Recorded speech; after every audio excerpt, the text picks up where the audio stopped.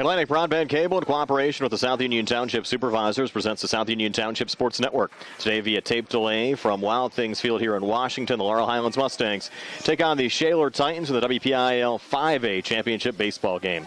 Hi, everybody. I'm Brian Morozak with Gary Frankhauser and Jerry Dupin. We welcome you aboard for today's WPIAL 5A title game. South Union Township Sports Network coverage is brought to you as a joint cooperative venture featuring Township Supervisors Bob Schiffbauer, Rick Vernon, and Jason Scott, Atlantic Broadband Cable, Armstrong Cable, and our friends at CUTV, including Gary Smith. Again, I'm Brian Morozak with Gary Frankhauser and Jerry Dupin. We'll be back with the lineups for both teams after these messages.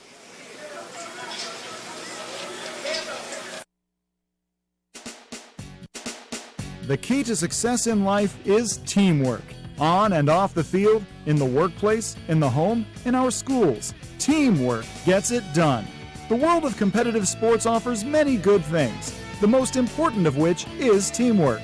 Individual talent may win a few games, but teamwork wins championships. Go team! Go Laurel Highlands Mustangs! This positive message has been brought to you and paid for by Jason Scott.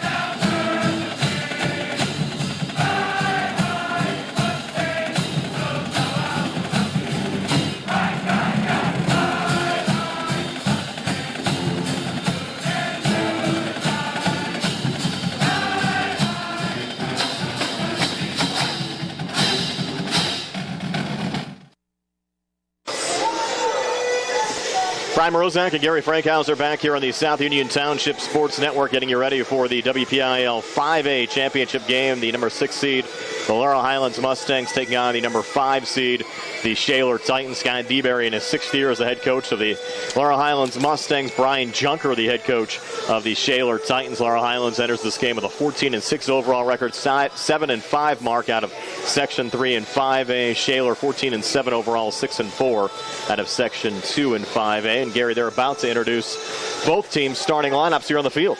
They are. And it's going to be very exciting for both of these squads. I know Laurel Highlands especially getting into the WPIAL championship here for the first time in baseball history as the umpires come down to meet at home plate for the opening lineups and the ground rules. We mentioned on the radio side earlier, and obviously just passed along now, the fact that Laurel Highlands has never played in a WPIAL championship baseball game. But this will also be the first WPIAL team championship for any Laurel Highlands athletic program since the Laurel Highlands golf team won a WPIAL team title in 1996. And Shaler, they've been trying to rewrite a little history this year as well. Their football team made the playoffs for the first time in 7 years. Their basketball team won a playoff game for the first time in 7 years. And their baseball program entered the season without a postseason win since 2015. So it really means a lot, I think, to both programs to be playing here for a WPIAL championship. No doubt about that, as our PA announcer is just about ready to introduce the starting lineups. And this all-artificial field here is going to be very beneficial, I think, Brian. Some threatening weather on the forecast. We hope it doesn't hit in our area here, but if it does, it won't take much to get the field ready again in the event of any kind of a short shower. Game time temperature 81 degrees under mostly cloudy skies. We do have a breeze that kicks up about 10 to 15 miles an hour from time to time, which has been swirling around the complex throughout the course of the afternoon. This is actually the first of 3 WPIAL championship games being played here at Wild Things Field today. They'll have the AA game between California and Union on the way next at 5 o'clock today. As both teams go over the ground rules, Laurel Highlands the away team here today, so they'll bat first in the top half of the first inning in a lineup that we pretty much expected to see out of the Mustangs here today. We did, and it's a lineup that only includes 2 seniors in Greg Hench, the designated hitter, and Alex Guest playing out in left field. Well, Michael Brstinsky is also a senior, and he will be playing shortstop. But on the batting side, just 2 seniors in that batting lineup. And conversely, for Shaler, just 3 underclassmen in their starting lineup, a predominantly senior lineup. And on the Shaler side, we'll have our eyes on a Division I recruit, Nick Rispoli, who is headed to Dayton. And he's actually recruited, from what I understand, Gary, as a pitcher, but he's not going to get the start on the mound today. He'll be starting on first base, but he was stellar on the mound in the WPIAL semifinals against Mars. Absolutely, and any kind of recruit for a Division I baseball team has to be an outstanding athlete, outstanding baseball player, and I'm sure hitting in that 4th spot, they're looking for big things out of him. The winner will play the District 3 fourth place team in the first round of the PIAA playoffs. The losing team will play the District 3 champs. Both games will be on June the 3rd. So the winner of this WPIAL championship game will have a site much closer to home, likely inside the WPIAL district coming up on Monday, while the losing team will have to travel into District 3. That's a long way out there, Gary, in central Pennsylvania. Sure is, but first things first, I don't think either team is worried about those games. For sure. Get through this one and put their best effort forward in the WPIAL championship as the coaching staffs, and I see athletic director Mark John out there enjoying the festivities also at home plate as they go over the ground rules continuously here. Must be a lot of them, taking them a good time to get through the ground rules. The Mustangs have played on this field earlier on this year. They defeated McGuffey back in March. In fact, we brought you the game both on WMBS and on the South Union Township Sports Network as well. So Laurel Highlands very familiar with this complex. This is the first game that Shaler's played here on this surface this season. We actually have a four-man umpire crew today. Michael Corbett behind home plate, Dave Moore on first, Andy Kettles on second, and Bob Schleiden on third. So while they continue to go over the ground rules, why don't we take another quick timeout here on the South Union Township Sports Network. We're going to be rejoined by the folks on WMBS here in a couple of moments as well, and we'll get you ready for this WPIAL 5A championship game, Laurel Highlands and Shaler here on the South Union Township Sports Network.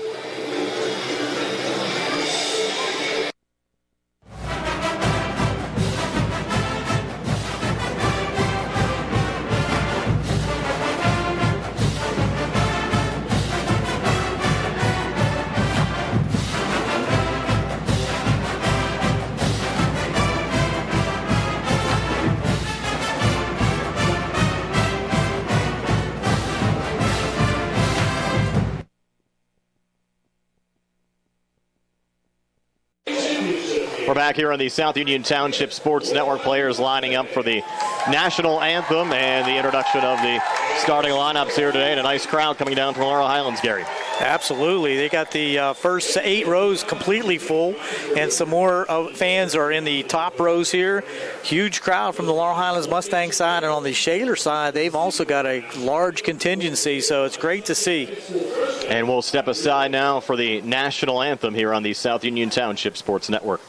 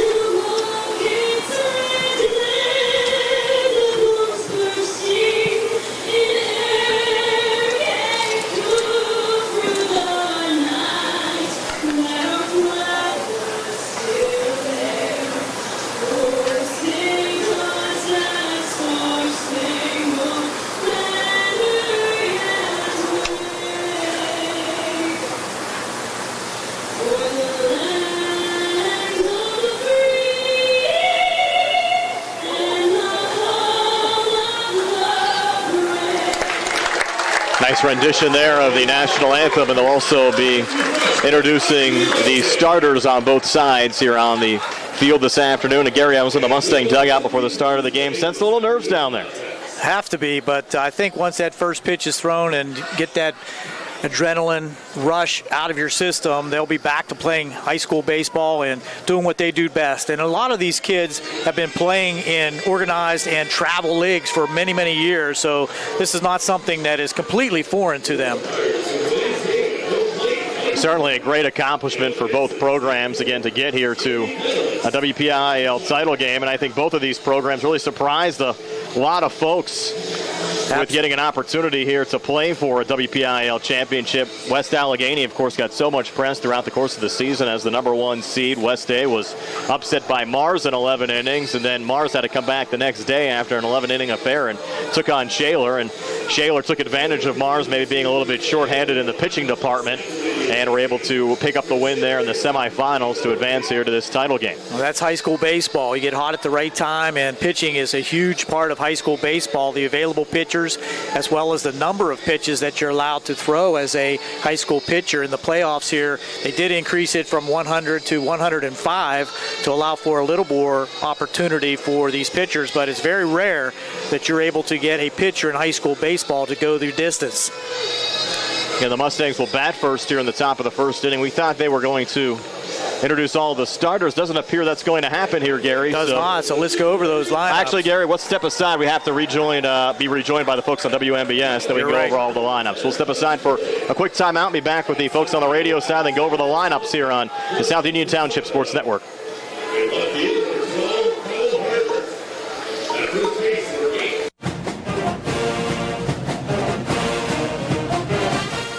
Good luck to the Mustangs from the South Union Township Supervisors, Rick Vernon, Jason Scott, and Robert Schiffbar.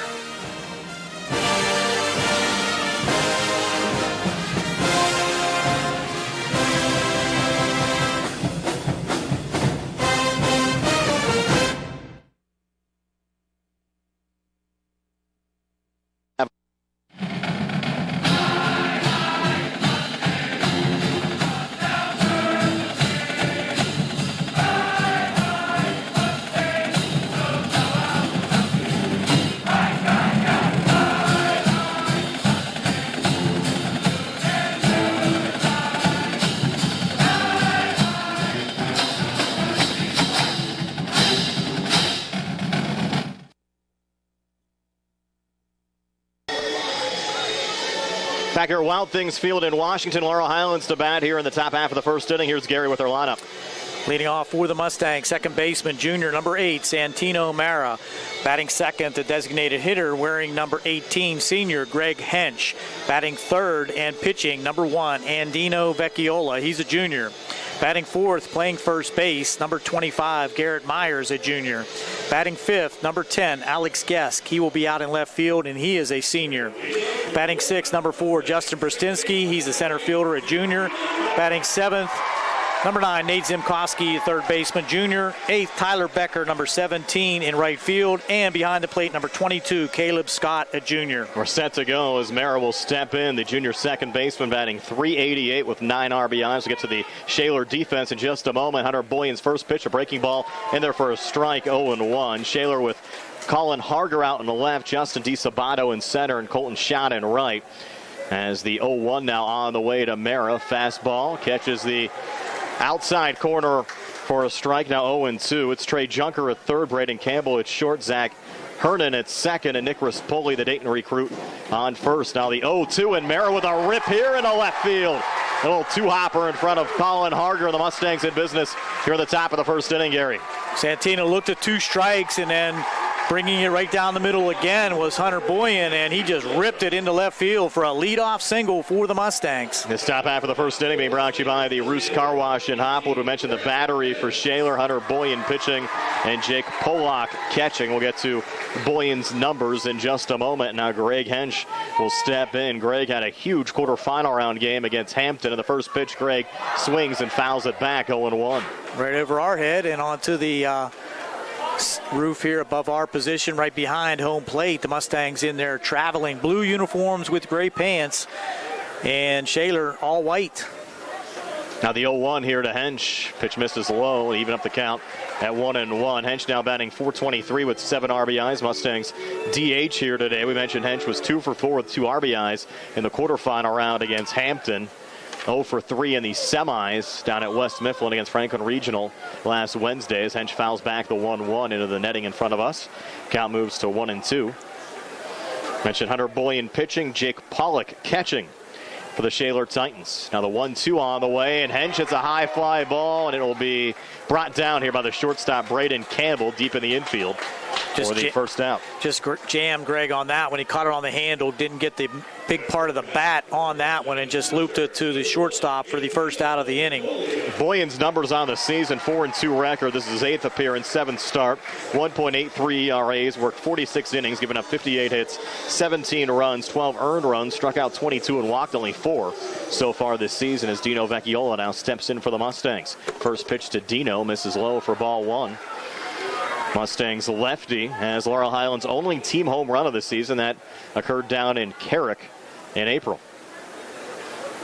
Definitely has the power, and Brian, control for these pitchers is going to be paramount here today. Any wild pitch or pass ball can possibly even be a two-base situation with the space behind home plate. 2-0 pitch in there for a strike now, 2-1 to Dino Vecchiola with Santino Mara on first. And, of course, Mara plenty of speed on the base paths there for the Mustangs. 2-1 pitch on the way, misses low. Now 3-1. Boyan to Vecchiola. Brian Moroznak alongside Gary Frankhauser. Bill Madden back at our Uniontown Hospital studios. Jerry Dupay here on the South Union Township Sports Network. Now Boyan's 3-1 on the way. Fastball grounded here on the left side, and it gets through in between Campbell and Junker. Mara goes station to station, holding up at second, and the Mustangs with 2 on with 1 out here in the top half of the first inning. Excellent at bat there by Dino Vecchiola. Got a pitch on the outside part of the plate and just went with it right between short and third. On the artificial turf, that ball will get through there in a hurry. So first and second now with just 1 out. Courtesy runner on for the Mustangs. That's Ryan Bricker running for the pitcher Dino Vecchiola. Now Garrett Myers batting from the cleanup position here for the Mustangs. Junior first baseman batting .267 with 6 RBIs, also batting from the left side. Of course, Laurel Highlands was aided by a tremendous start in the quarterfinal round against Hampton, plating 4 runs in the top of the first inning. First pitch there to Myers, misses low and outside for ball 1. Laurel Highlands in the semifinal round against Franklin Regional didn't pick up a hit until the 5th inning and had a 3-run 5th inning, which propelled the Mustangs to a 4-1 win last Wednesday down at West Mifflin. Now the 1-0, Boyan to Myers, and therefore a strike to even up the count at 1-1. I'm sure some early runs would certainly take the pressure off of Dino Vecchiola on the mound on the other side for the Mustangs. And also do great things with the confidence for the Mustangs at the plate. 1-1 on the way, and Myers ground ball. It's a foul ball here on the right side. Barely foul down the first base line. Going over there making the play in foul territory about a foot was Nick Rispoli, the first baseman for Shaler. Now 1-2 count here to Garrett Myers. Mara getting a moderate lead out there at second. Well, glance back, 1-2 pitch on the way, misses outside, even if the count at 2-2. Shaler fans wanted strike 3. Looked like to us it was off the plate. And Boyan going to the off-speed breaking pitches a lot here in the first inning. Now the 2-2, Boyan to Myers, and Garrett sends this high in the air to shallow left. Charging there is Harger over to the line. It'll make the grab for the second out of the inning. Just got under that one a little bit and push it down the left field line. Easy play for the left fielder Harger. That's good. Alex Guest coming to the plate, senior left fielder, batting .279 with 8 RBIs. Has had some key hits for the Mustangs, not only in the playoffs, but during the last few games of the season when the Mustangs needed some clutch hitting. Guest was the man. Big spot here with 2 on and 2 outs here in the top of the first inning. This game scoreless between Laurel Highlands and Shaler. First pitch there misses to Alex for ball 1. Alex, another lefty, and the Mustangs plenty of left-handed bats and left-handed arms on the mound as well this season. 1-0 pitch on the way, and Guess with a rip here to center field. Will be right at the center fielder Justin DiSabato for the third out of the inning. So the Mustangs strand 2 here in the top of the first. We'll go to the bottom of the first. Scoreless, Laurel Highlands and Shaler. WPIAL 5A championship game. The Ratcliffe Law Firm High School Sports Day.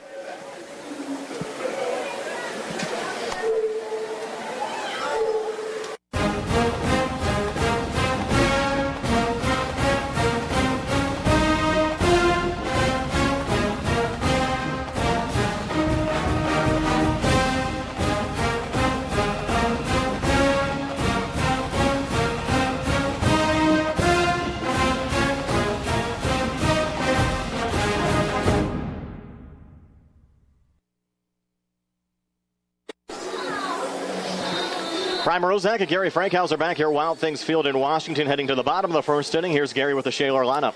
Leading off for Shaler, number 10, Hunter Boyan, the pitcher. He's a senior. Batting second, number 20, Justin DeSabato. He's a senior, wearing number 20 and playing in center field. Number 12, Colin Harger, is the left fielder, batting third. Number 8, Nick Rispoli, the first baseman, will bat fourth. Number 28, William Jamison, the designated hitter, followed by number 11, Colton Schott. Number 7, Zach Hernan, Braden Campbell, and William Junker round out that lineup for Shaler. Mustangs with Alex Geske in left, Justin Brostensky in center, and Tyler Becker in right as Dino Vecchiola set to go here on the mound, and he'll wind and fire the first pitcher to Hunter Boyan, and Boyan swings and sends it opposite field right over to the line in foul territory. The Mustangs no play on it as the count goes 0-1. Nate Zimkoski back starting at third for the second straight game. Michael Brostensky, the starting shortstop. Santino Mera starting at second, and Garrett Myers on first. Vecchiola on the mound, and Caleb Scott catching. 0-1 here to Boyan. Fastball fouled off again here on the right side. Count moves to 0-2, and Boyan, the senior opposing Vecchiola on the other side, enters this game with a .415 average and 7 RBIs. Certainly impressive numbers from Boyan. On base a lot as a leadoff hitter. Now the 0-2, Vecchiola to Boyan, breaking ball in tight. Count moves to 1-2. Vecchiola enters this game a 6-1 record, 1.91 ERA. His 10th appearance, 9th start, does have a save. Has worked 40 and 1/3 innings, given up 30 hits, 12 runs, 11 in the earned, and struck out 36 so far this season for the Mustangs as the 1-2 fouled off here again by Boyan. So far, Andino in the strike zone. Now the 1-2 on the way here to Boyan, breaking ball, sent foul here on the left side. Laurel Highlands with their away blues here today. Red numbers, gray pants. Red, white, and blue as well on the Shaler side, but more of a navy blue. They have the all-home whites with blue numbers and a little red trim.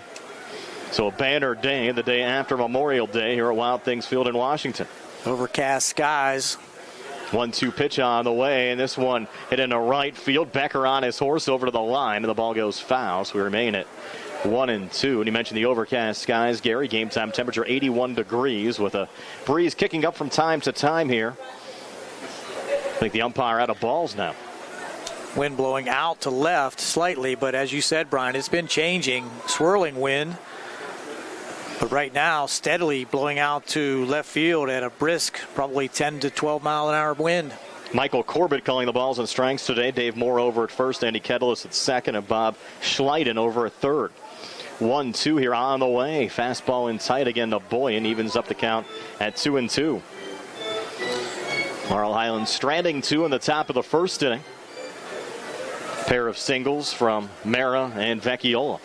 Now the 2-2 on the way. Swing and a miss, strike 3. And that's the 37th strikeout of the season for Dino Vecchiola. And one away here in the bottom of the first inning.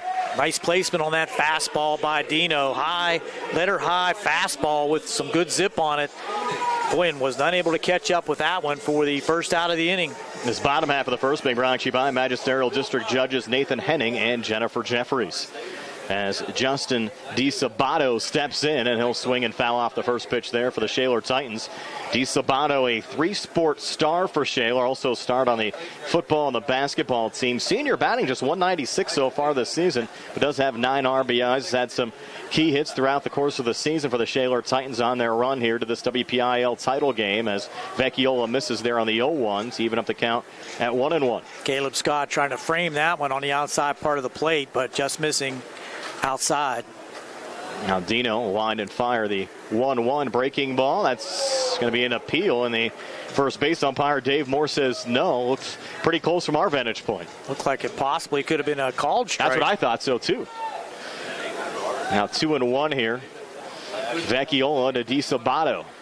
2-1 pitch on the way. Fastball ripped into deep center field. Backing up is Justin Brostensky. It'll make the grab for the second out of the inning. A well-hit ball, though, there, Gary, from DeSabato. All kind of room, though, out there in center field. You got to really put a charge in one to get one over the center fielder's head out there. 405 straightaway center, and Justin just glided back very nonchalantly, made the catch look easy. 360 to the alleys and 325 down each one of the lines here at Wild Things Field in Washington as the wind kicks up again as Colin Harger, the senior left fielder, will step in here for the Shaler Titans, batting .340 with 13 RBIs. First pitch from Vecchiola to Harger. Nice breaking ball in there for a strike, 0-1.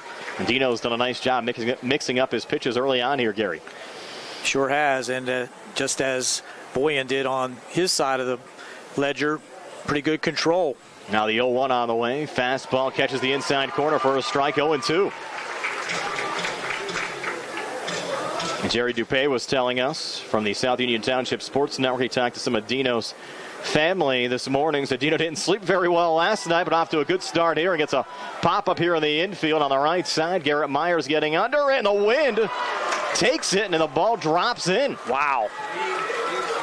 I'll go E3. Yeah, you got an E3 on that one. Jeez. That wind did take it. As we said, the wind blowing out the left field, and Garrett trying to get under that, and it just took it probably from foul territory to about 10 yards inside the first base line, and Garrett unable to get to it there as it falls for a base runner for Shaler. Yeah, to routine conditions, that's the third out of the inning.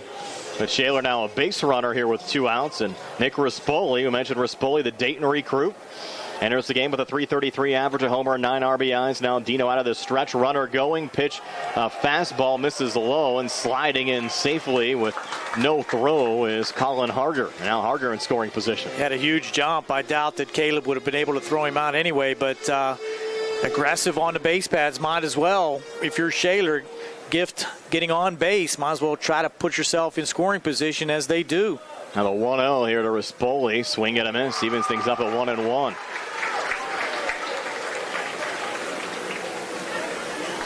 Now the Mustangs will try to keep Harger close out there at second. 1-1. We'll glance back at second from Dino. Now he'll step off the mound. You mentioned the threat of some weather later on today. Don't have to worry about the surface here at Wild Things Field. All turf, even the mound and everything in the infield. No dirt out there. They actually had a dirt mound a couple of years ago, got rid of it. So just all turf out there here at Wild Things Field in Washington. Now the 1-1 on the way. Breaking ball in there for strike 2. Now 1-2. Vecchiola to Rispoli. Tantalizing curveball there. That starts well out of the strike zone and just breaks in off the outside part of the plate and froze Rispoli. Let's see if Dino can finish it off. 1-2 on the way. Another breaking ball misses high. Now 2-2. Vecchiola to Rispoli. Nice atmosphere down here at Wild Things Field as well. Sure is, and good opportunity for both schools to enjoy a day off and come down and watch their teams play. 2-2 on the way. Another breaking ball. Just missed. Now we're full of 3-2. Tried to pull that one back in on the curveball, just missed outside. Now full 3 balls, 2 strikes, 2 outs. Bottom of the first inning. Shaler with a runner in scoring position. This game scoreless. 3-2 on the way. Vecchiola fastball, swing and a miss, strike 3. So the Mustangs get out of the inning. No damage done. The 1 error committed. And Shaler stranding. Harger at second. We'll go to the top of the second. Scoreless. Laurel Highlands and Shaler here on the Ratcliffe Law Firm High School Sports Day.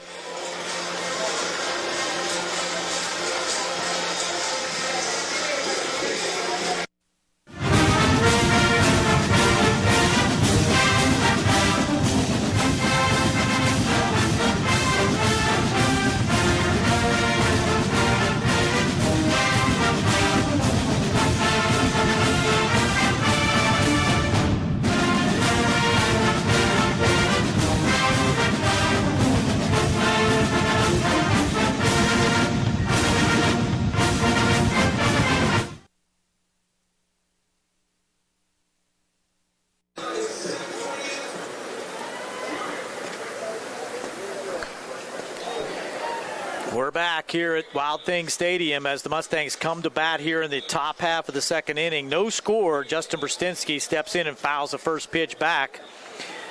Mustangs left 2 on in the first, and Shaler left 1 as Brstinsky will loop this one into left field. And coming in and making the play is Colin Harger. So 2 pitch out for Shaler here to start the second.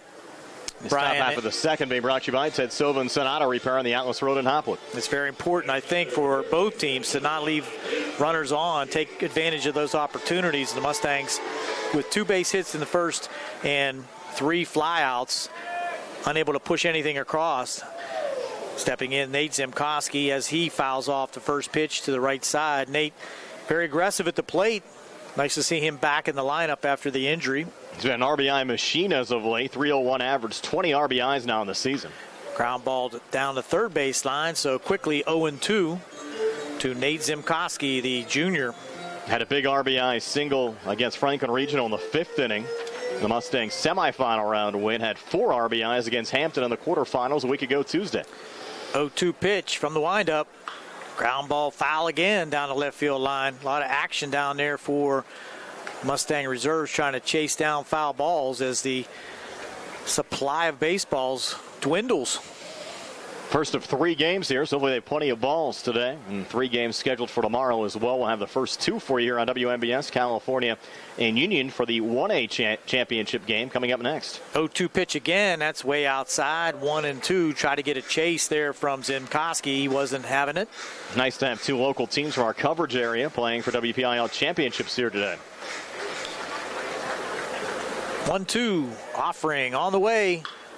Grounder up the middle. That'll go through for a base hit just to the left of shortstop Campbell. So 3rd hit of the afternoon for the Mustangs with 1 out. Puts Zimkoski on at first. Brings up the right fielder, number 17, Tyler Becker. That was certainly an excuse me single there from Zimkoski. It wasn't even a full swing, about a 3/4 swing, getting it into center field and giving the Mustangs a base runner here with 1 out in the top of the 2nd inning with this game still scoreless. Nice two-strike method there by Zimkoski. Just put the bat on the ball. Things happen. Mentioned Becker batting .314 with 10 RBIs. Fastball in the outside corner to the left-handed hitting Tyler Becker.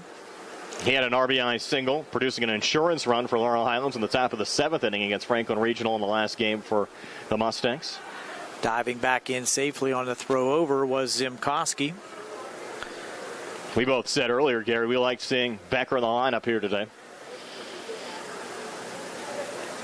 There's a looper into left. I think that's going to fall. No, a diving catch. Wow. Great effort out there by Colin Harger. Had to dive to his right as that looked like it was going to slice away from him down the left field line, but he was able to dive flat out and make the catch in left field. Robbing Becker of a possible extra base hit. If that one gets past Harger, probably going all the way back to the wall. And Laurel Highlands could easily have scored a run there, but Harger, a nice defensive play. And the 3rd out recorded by Harger already in this game. Caleb Scott, the catcher for the Mustangs, wearing number 22, steps in with a very hot bat. Now batting .262 right now. Low and outside for ball 1. That average was actually flirting around the 200 mark around the start of the WPIAL playoffs. Scott now 9 RBIs on the season, including a big 2 RBI single in the 5th inning against Franklin Regional in the Mustangs' last game in the semifinals. Swing and a miss, ball in the dirt, throw down to second, and he will be out. 1-hop throw from Jake Pollock to the second baseman, Zach Hernan. That ball got away from Pollock, but right in front of him. And the Mustang runner, Nate Zimkoski, is thrown out at second to end the top of the 2nd. We'll be back with the bottom of the 2nd here on WMBS, the South Union Township Sports Network, and the Trib Live Sports Network. No score.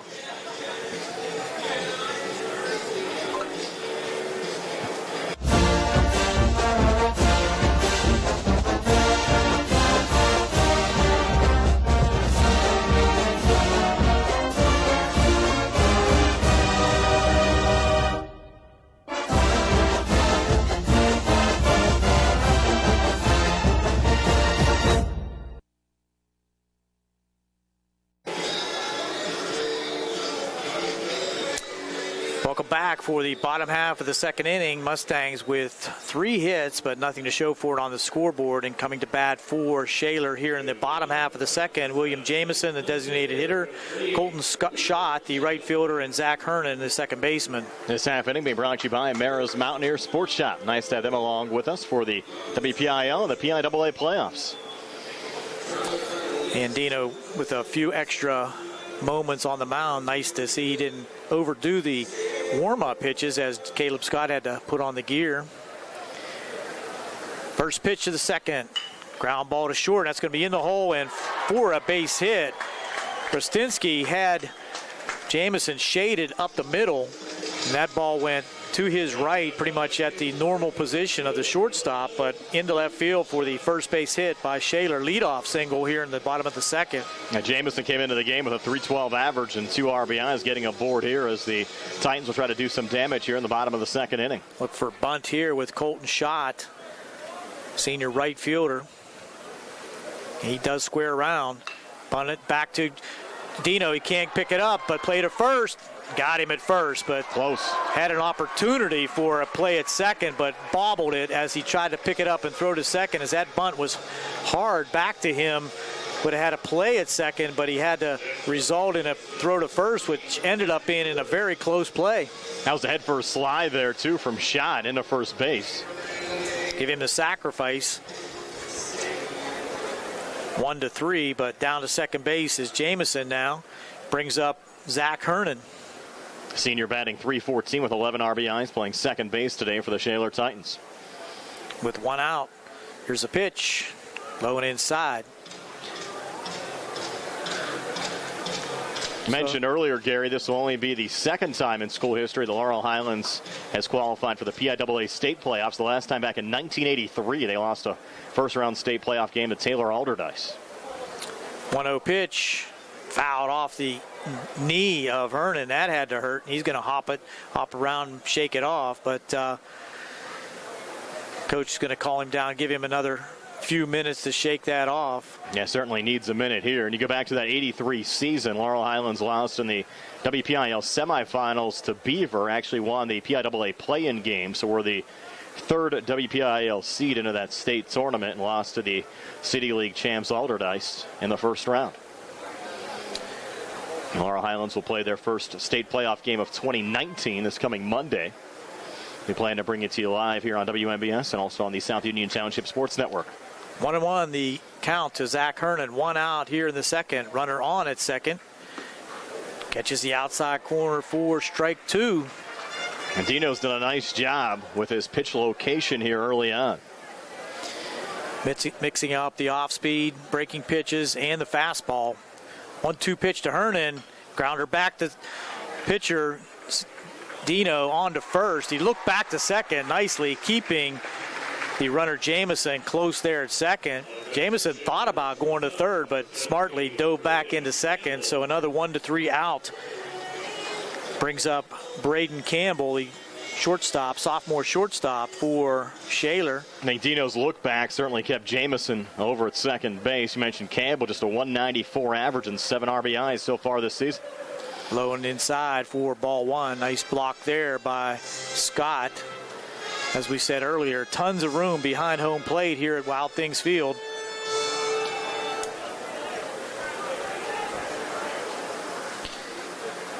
.1-0 pitch. Ground ball to short. Big hop for Brzezinski. On to first for the out. To end the inning, we will go to the top of the third. Still no score here on WMBS, the Trib Live High School Sports Network, and the South Union Township Sports Network.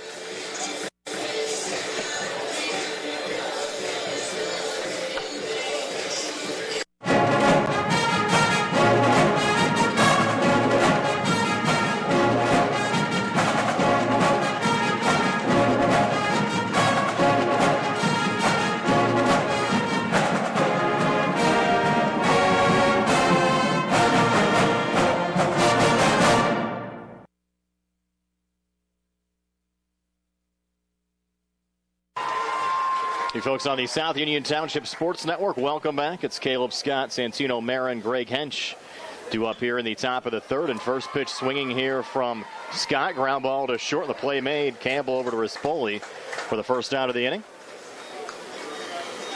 And welcome back in the WMBS radio listeners. Caleb Scott with a ground out 6-3 here. Campbell to Rispoli.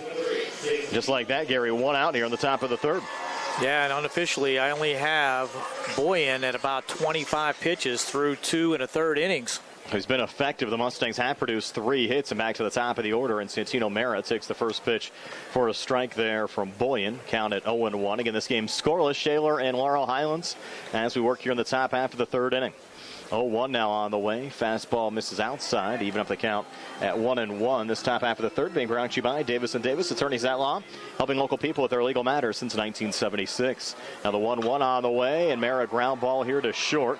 Campbell, long throw over to first in time to retire Mara 6-3. So 2 straight 6-3 outs for the Shaler Titans defensively here in the top half of the third. 2 outs, just 4 pitches in the inning.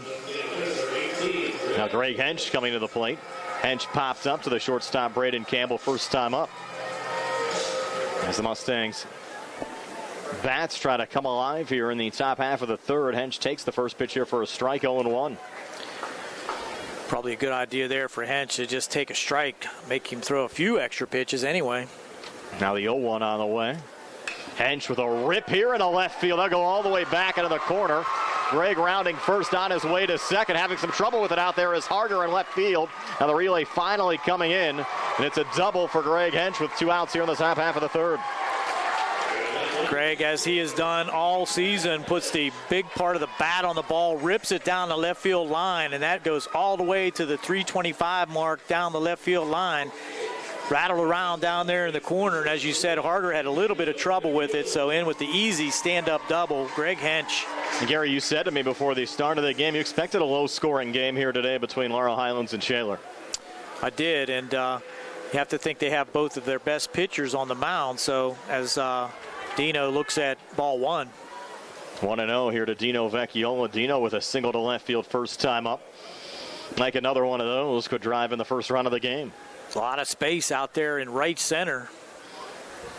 Next pitch in there for a strike. Now 1-1 from Boyan to Vecchiola, who entered this game with a .359 average, looking for his 11th RBI this season. Shaler defense playing straight away in center on the lines and left and right. Here we go. Opposite field left, just going foul for Vecchiola. Count now moves to 1-2. Mustangs putting the bat on the ball. Just want to get those hits, though, at the right time. They've been scattered around, and 2 singles back on the first. Single from Zimkowski in the second. He was caught stealing, and now a double. First extra base hit of the game here for Hench in the third. And now Vecchiola behind 1-2 here from Hunter Boyan. The 1-2 pitch on the way. Chopped here. It's a fair ball down the first base line. Hench rounds third. He'll score on the play. Vecchiola's going to hold up at first, and Laurel Highlands strikes first, leading 1-0. As we said, the Mustangs putting the bat on the ball and just pulled that one right down the first base line. Rispoli desperately trying to grab that one. We're going to have a conference at the mound now, and not sure what the conference is about other than try to settle things down for Boyan, but the Mustangs take a 1-0 lead. So important to strike first in these WPIAL playoff games. And now here in the WPIAL 5A championship game, Shaler bringing their entire infield in. That's the 5th hit of the game for Laurel Highlands. First run across. They might going to change it. Yes, they are. They're going to bring in Rispoli to pitch. We'll take a quick timeout here for a pitching change. Laurel Highlands now leading Shaler 1-0 here on WMBS, the Triple I High School Sports Network and the South Union Township Sports Network.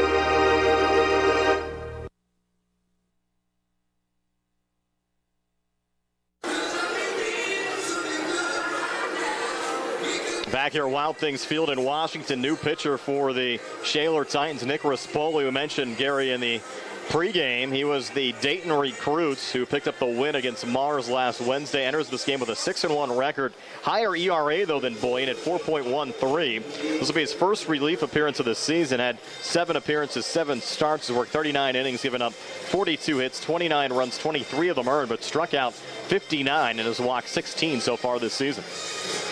And you got to believe he has a little bit more heat. Boyan was relying a little bit on off speed and some curveballs, placements, but the Mustangs had put the bat on the ball consistently against him. No strikeouts in 2 2/3 innings. Brings on Rispoli, and Boyan moves over to first. You wonder what the mindset was to start Boyan over Rispoli at the start of the game. Well, had to have confidence in him in the championship game here at the WPIAL, that's for sure. Now I'm sure he's had a lot of success. Now Rispoli with a fresh pitch count takes the mound with 2 outs and a runner on. The first pitch, a fastball, misses inside. And just looking at the strikeout to walks ratio, Rispoli more speed and maybe a little bit more wild than Boyan was. Mentioned Boyan more of a controlled pitcher. Now Rispoli out of the stretch. 1-0 here on the way to Myers. Misses high. Count now at 2-0. Got a courtesy runner in. I didn't check that out. I think it is Bricker over there. Yes. For Vecchiola at first. 2 hits here in the inning. Double from Hench. RBI single from Vecchiola. Now 2-0 here to Myers. Fastball right down the pipe for a strike. 2-1. Garrett flew out to Colin Harger. First time up back in the first inning. And a glance back again from Rispoli. Now the 2-1. Fastball in there for strike 2. Now 2-2, Gary. As I said earlier, this outfield is very massive as far as what these teams might be used to. And there's tons of room in left center and right center. If you can get a ball in the gap, you can run for a while. I'll throw over to first. And Bricker back safely.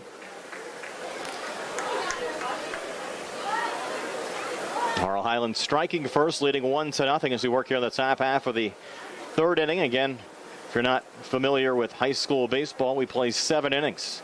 2-2 on the way. Breaking ball, the punch outs of Garrett Myers. So Rispoli comes into the game, strikes out Myers in the top half of the third. But Laurel Highlands gets a run. They do strand the courtesy runner. It's 1-0. Laurel Highlands over Shaler as we go to the bottom of the third here on the Ratcliffe Law Firm High School Sports Day.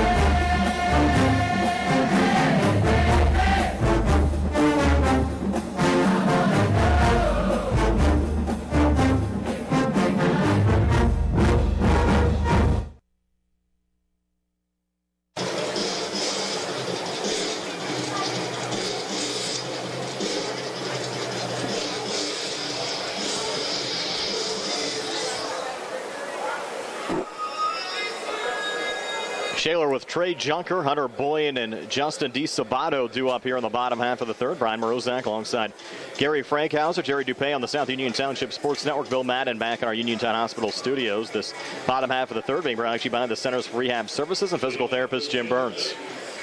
Junker, the coach's son, sophomore, batting just 200 with 2 RBIs. Started at third base today for the Titans. By the way, back in the top of the third inning when Shaler made the pitching change, they swapped positions. Rispoli for Boyan. Boyan now playing first for the Titans. And the first pitch there fouled off by Junker on the right side, 0-1. Important for the Mustangs and Dino Vecchiola to not allow an answer here in the third. Especially now with Rispoli on the mound. Here's a ground ball. Mara charging in from second. Throw over to first in time to Myers to retire Junker 4-3. For the first out of this bottom half of the third inning. Junker stumbled out of the box and really was about 3/4 of the way down the line when that ball got to Mara because it was a slow roller. On the turf, though, picking up a little speed, and Mara, as you said, with Junker stumbling, had plenty of time to make the throw over to first, no problem, over to Myers to retire Junker. Now Hunter Boyan. And the top of the order due up. Boyan takes the first pitch, a breaking ball for a strike, 0-1. And Boyan was one of 2 strikeout victims so far against Dino Vecchiola. Both in the first inning. Now the 0-1 here from Dino. Fastball, just foul tip there from Boyan. And just like that, the count now at 0-2. And Boyan getting the start on the mound, now playing first base. Entered this game with a .415 average and 7 RBIs. Now 0-2, Vecchiola. Looking to strike out Boyan for the second time today. That pitch misses high as the count moves to 1-2. Tried to come back with that high fastball that he got Boyan on in the first inning. Boyan wasn't chasing that time. Now the 1-2 on the way, comes back with a breaking ball that's hit high in the air in a left field. Alex Guest charging over towards the line and will make the grab for the second out of the inning. Nice play there by Alex Guest. That's harder than it looked, Brian. That All ball, the wind for sure. Absolutely. That ball just kept drifting, and Guest had to come a long way. Actually made the catch in foul ball territory. Wind blowing right now from right to left, about 10 to 15 miles an hour. It's been pretty steady throughout the course of the day. Now Justin DiSabato coming to the plate. DiSabato had a big rip first time up. Sent it deep to center field, and Justin Brostensky retired DiSabato back in the first inning. Mustangs looking for a 1-2-3, bottom half of the third. Now DiSabato laying down a bunt, and it will go foul here on the left side. Nice idea there by both Simkoski and Dino. Let that ball go foul. And you don't know on this type of a field if that's going to occur, Brian, because there's no dirt there, and that ball could basically roll straight for a very long time, but it had enough spin on it to kick foul. We've seen early on today Vecchiola have a little trouble with some of those bunts out in front of him, as Shaler trying to do anything they can to get a base runner here in the bottom half of the third inning, and Vecchiola comes back with another nice breaking ball that's in there for a strike to have DiSabato behind 0-2. Wouldn't expect Sabato to bunt after he drilled one to deep center. 0-2 on the way. Woo! And Vecchiola thought he had strike three, started walking off. So did Caleb. He rolled the ball out to the pitcher's mound and tried to run into the dugout. We're getting the call from Michael Corbett that time. So now 1-2. Vecchiola to DiSabato. And the pitch now on the way. Another breaking ball misses high. Now we're even at 2-2. And DiSabato enters the game with a 196 average. Surprising from the number 2 position in the Shaler batting order. Now the 2-2 on the way. DiSabato with a rip here in a left field. Charging Alex Guest. Did he come up with it? Yes, he did for the third out of the inning. Wow, another nice play by Alex Guest. Had to slide in feet first and make a basket catch for the third out. We'll head to the top of the fourth. 1-0 Laurel Highlands over Shaler here on the Ratcliffe Law Firm High School Sports Day.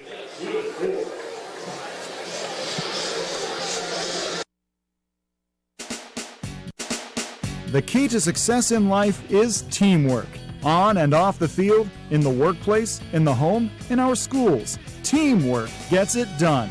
The world of competitive sports offers many good things, the most important of which is teamwork. Individual talent may win a few games, but teamwork wins championships.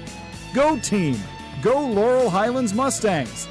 This positive message has been brought to you and paid for by Jason Scott.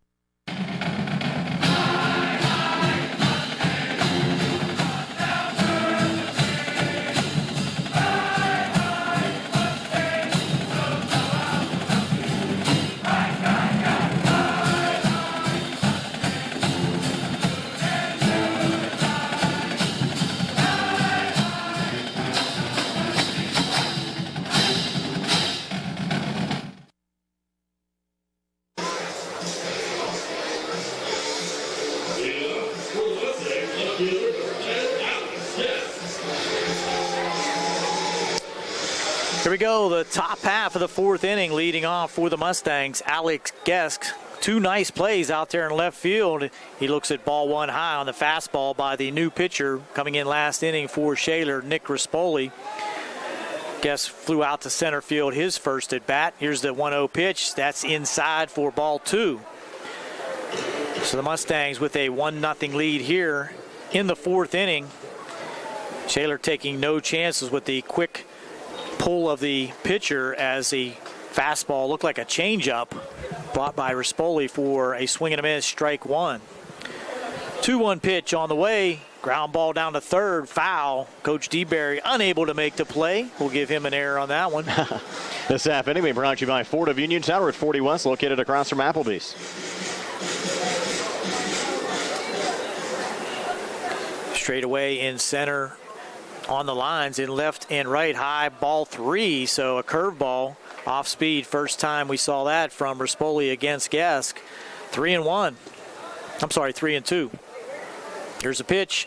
Another foul ball over to the picnic area down under the icy light bar here at Wild Things Park.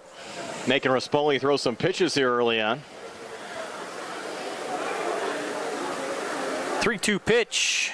Swing and a miss at a high fastball up in the eyes of Alex Guest. Unable to catch up with that one for the first out and second strikeout for Rispoli. He comes in and records 2 straight strikeouts after the Mustangs did not strike out in the first 2 2/3 innings. He's certainly a different animal. Brzezinski now will come to the plate. Looks at ball 1 inside. Justin came into the game with a .405 average and 6 RBIs. Flew out to Colin Harger first time up. Out in left field. From the windup, big windup, and a curveball changeup that time had Brzezinski way out in front. 1-1. Tell Rispoli looks very comfortable on the mound for Shaler. Works very quickly, changes speeds. There's a high fastball, 2-1.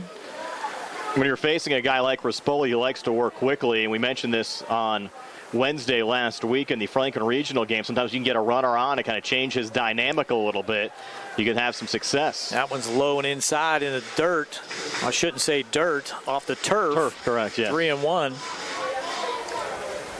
3-1 pitch on the inside corner for strike 2. So both batters for the Mustangs running the count full here in the top half of the 4th, looking for a runner with 1 out.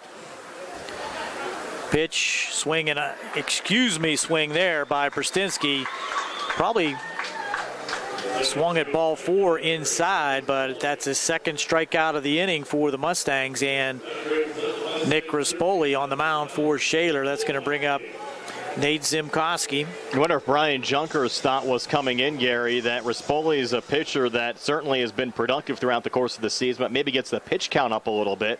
Maybe by inserting him a couple of innings in, will allow him to go the rest of the way. That's quite possible as he throws a curveball and misses outside to Nate Zimkowski. Fastball high and tight this time, 2-0. So he has thrown several balls to the first 2 batters here in the inning, but has been able to come back and complete strikeouts. Foul ball off to the right side, 2-1. We talked earlier, Gary, how both of these teams kind of flew under the radar throughout much of the regular season. Neither Laurel Highlands or Shaler were conference champs. Shaler finished behind Hampton in their section. Only a 6-4 conference record. Of course, Laurel Highlands in a second-place tie with Montour behind West Allegheny. Rispoli gets a call there. Looked a little bit outside from our vantage point, but gets the call in the outside corner, 2-2. Pitch again, that one's high and inside. Ducking under that one was Nate Zimkowski. Again, a full count, so all 3 batters going to full counts here for the Mustangs. Here's the 3-2 pitch again. That's called strike 3, and Zimkowski was on his way to first. And Rispoli, the beneficiary of a couple calls there, gets the strikeout looking. 3 strikeouts in the inning will go to the bottom of the 4th. Laurel Highlands on top, 1-0 here on WMBS, the South Union Township Sports Network, and the Trib Live High School Sports Network.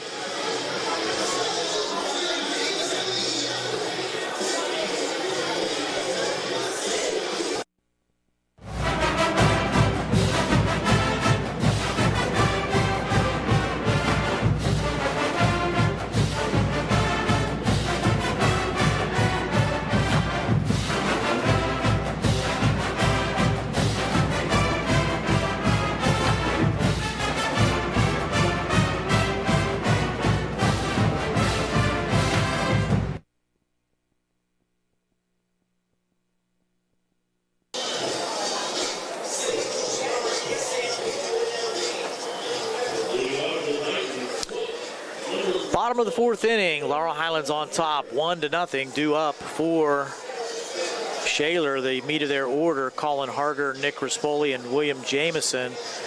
Game moving right along here in the bottom of the 4th. Not even an hour in. Unofficially, we have Dino Vecchiola at about 35 pitches. First pitch in for a strike to Colin Harger.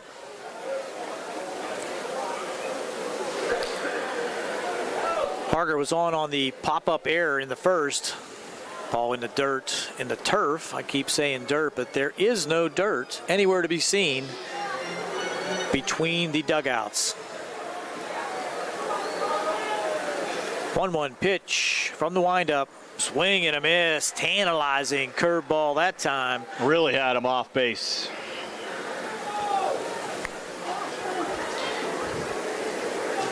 Harger, leadoff hitter here in the fourth. There's a line drive up the middle, right past Vecchiola. He tried to stab it, but that's going to be a 2-strike hit for Colin Harger, leading off the fourth for Shaler, and brings up for Spoli. Second time Harger's been on base, reached on Myers there back in the first inning. Tough spot here now for the Mustangs, the meat of the Shaler order coming to the plate. Spoli struck out in the first, but from that cleanup position, got to believe he's a very effective batter. Came in with a .333 average. Zimkowski coming in close at third. He does turn around to bunt, and there's a pop-up. Dino has one play to first, and good bunt by the cleanup hitter. Sacrifice moves Harger over to second, and will bring up Jamison as the only hit for Shaler so far here. The second hit. Had the first hit in the second inning. Seen a lot of small ball out of the Titans here early on.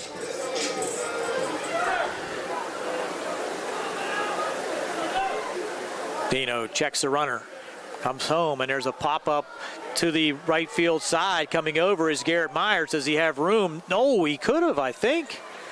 Made a play on that. Top of the dugout, didn't reach for it, but that would have been a difficult play. That's out of play for strike one.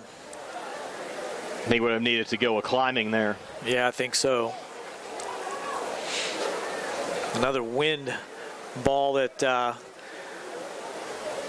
really is playing havoc with those pop-up as the wind is really picked up now, blowing straight out to left field. Throw over. Brzezinski did not go to second, but Dino threw it to his position at second base, so didn't throw it away into center field.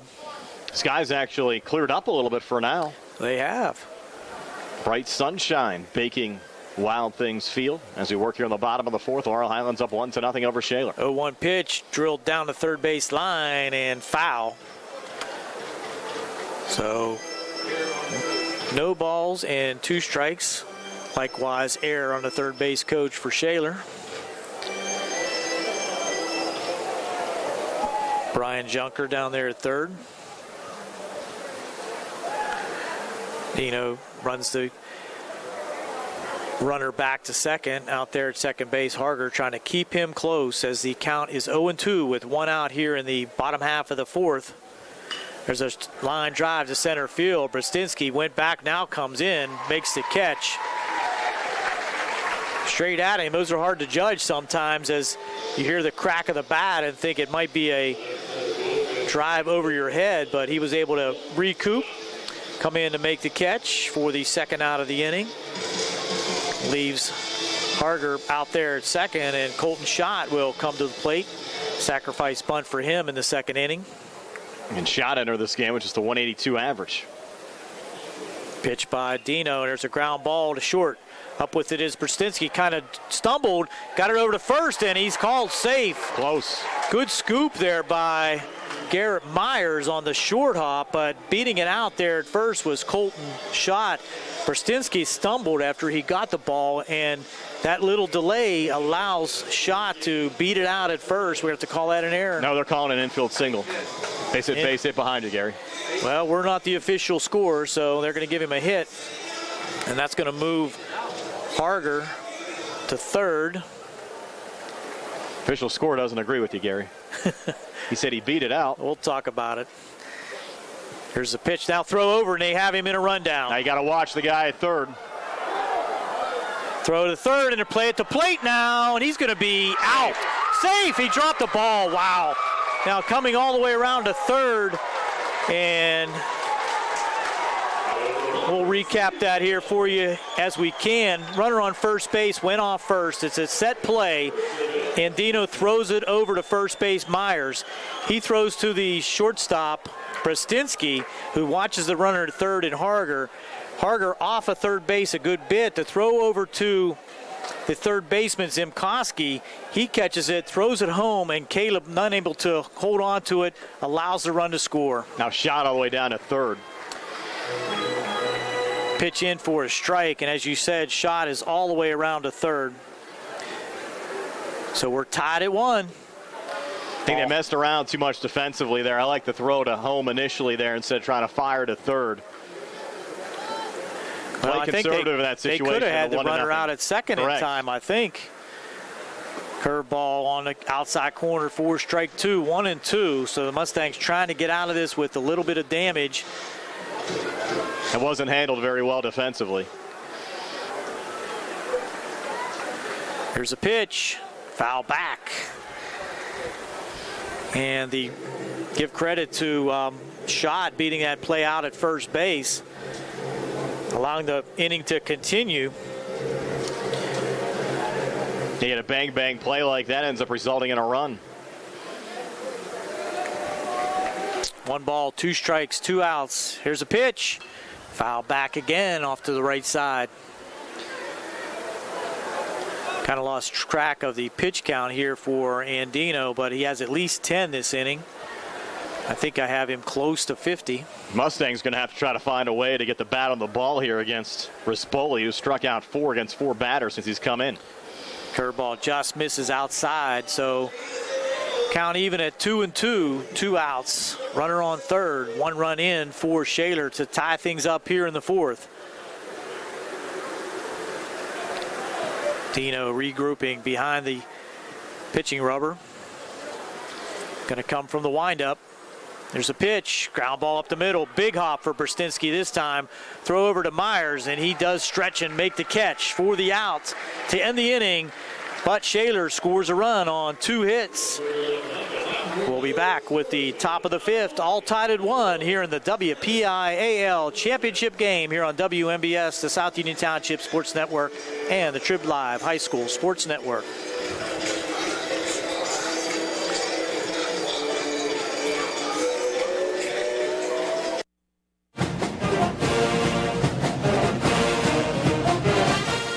Good luck to the Mustangs from the South Union Township Supervisors, Rick Vernon, Jason Scott, and Robert Schiffbar.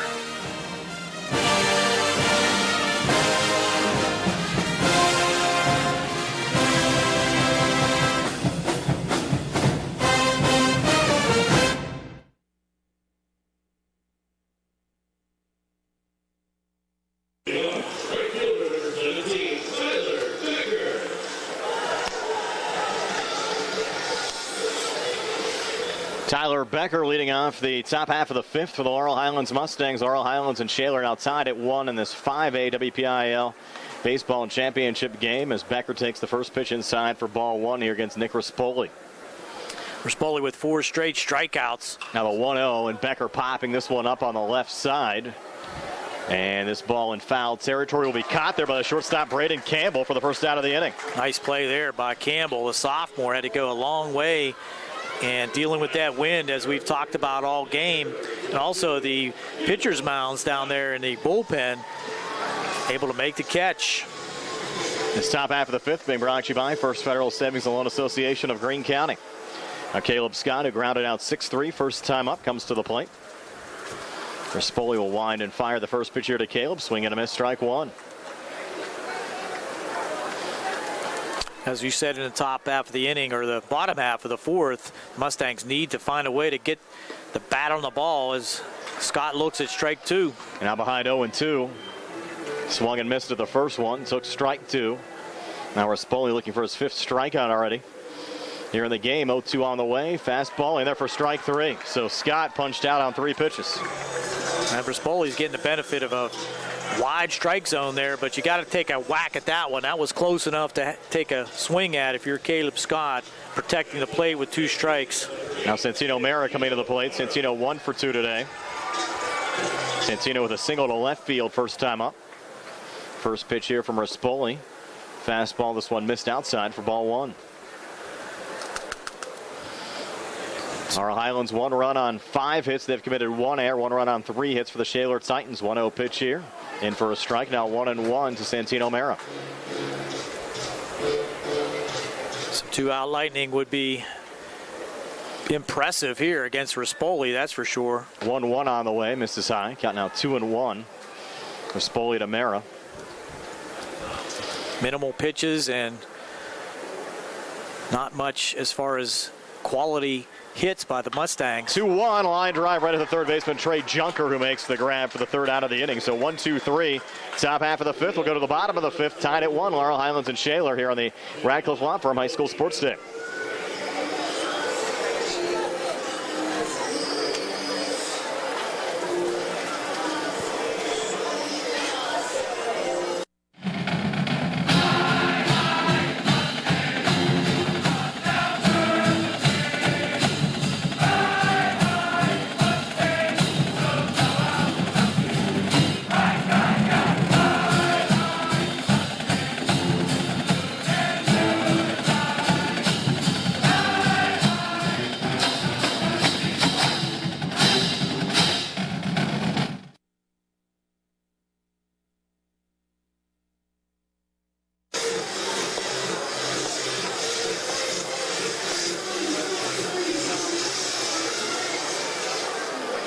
Back here at Wild Things Field in Washington, Braden Campbell, Trey Junker, and Hunter Boyan due up here for the Shaler Titans. Shaler and Laurel Highlands now tied at 1. The Mustangs plating their run in the top half of the third inning. Shaler coming back with a run in the bottom half of the fourth inning. And momentum has definitely swung with the insertion of Nick Rispoli on the mound for Shaler. 1, 2, 3 innings in the fourth and the fifth. And Dino Vecchiola, work cut out for him now to keep things tight. As we thought earlier, I'm pretty sure that move was made not to start Rispoli due to the fact that they wanted to preserve pitch count. Make sure they had him for the later innings as Vecchiola finds the strike zone on the first pitch there at Braden Campbell. Campbell grounded out 6-3 first time up. Then the second inning, sophomore came in with a 194 average and 7 RBIs, batting from the number 8 position in the Titans batting order. And really, Dino Vecchiola not really, my unofficial count, in any kind of jeopardy with pitch count. No. Count now 1-1. Vecchiola to Campbell. That pitch catches the outside corner for a strike. Now 1-2. Consistent call there. This game's been moving right along. Pretty much a pitcher's duel so far. Now the 1-2 on the way. Vecchiola to Campbell. Breaking ball. Sent foul here on the right side. Campbell reaching out for that one, protecting the plate. That was a bit off the plate on the outside part, but give him credit for protecting there. Count now 1-2. Vecchiola to Campbell. Breaking ball misses high. Count now even at 2-2. And this is our first of 2 championship games for you on the radio side. We'll have 1A championship action, California and Union. That game will start around 5 o'clock today. Now the 2-2 pitch on the way. Fastball grounded. Fair ball down the third base line. Goes into the corner. Alex Gesk with a relay coming in, but it's a stand-up double to lead off this bottom half of the fifth inning for the Shaler Titans. As you said, Brian, that one was ripped down the third base line. Inside the bag, no chance there for Zimkowski to make a play on that. And I think Dino would like to have that pitch back. He just kind of got it on the inside part of the plate about knee high. And able to come around and make that hit was Braden Campbell. Big opportunity here for the Titans now. The sophomore Trey Junker coming to the plate. Junker grounded out 4-3 first time up. Myers now coming in at first and Zimkowski at third. Another bunt situation, absolutely. If you're Shaler, they've already shown that they don't mind playing small ball. Especially from the number 9 position in their batting order. Here's Junker squaring around. It's popped up, and Vecchiola diving effort, could not come up with it. And now Scott with a throw down to third and able to get the lead runner, and everybody's safe. Wow. Huge. They got to roll it ahead. Base hit, yeah.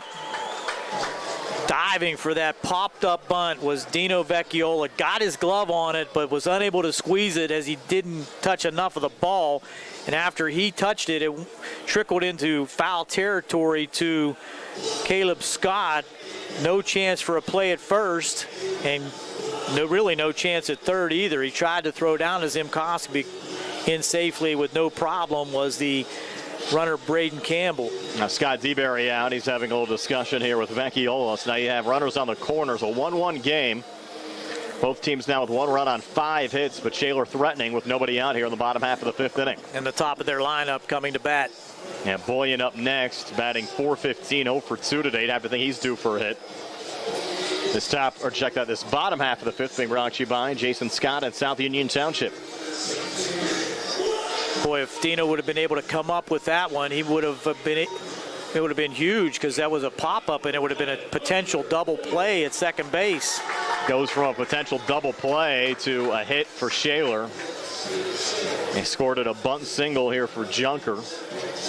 Now Boyan at the plate after the Mustangs mini meeting at the mound. Got to believe that Junker would be looking to run also. First pitch, a breaking ball, misses inside here to Boyan. We saw a similar situation with Shaler with 2 outs in an inning with runners on first and third. Sent the runner on first, ended up scoring a run in that situation. Now the 1-0 pitch on the way, grounded foul here on the left side. Evens up the count at 1-1. A big spot here for the Mustangs defensively. They love a couple of strikeouts from Dino Vecchiola, who mowed down 2 in the first inning. Hasn't had a strikeout since. Have a 1-1 here to Hunter Boyan.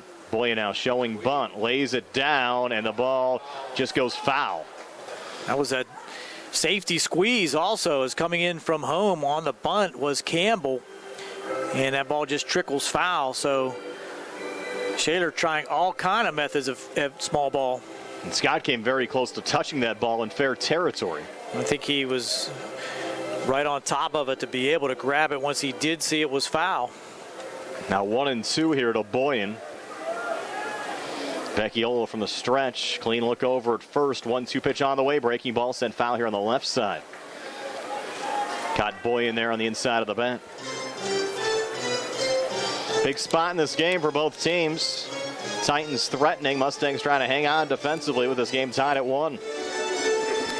First ever WPIAL baseball championship game for the Laurel Highlands Mustangs. Quick ground ball to third would be great.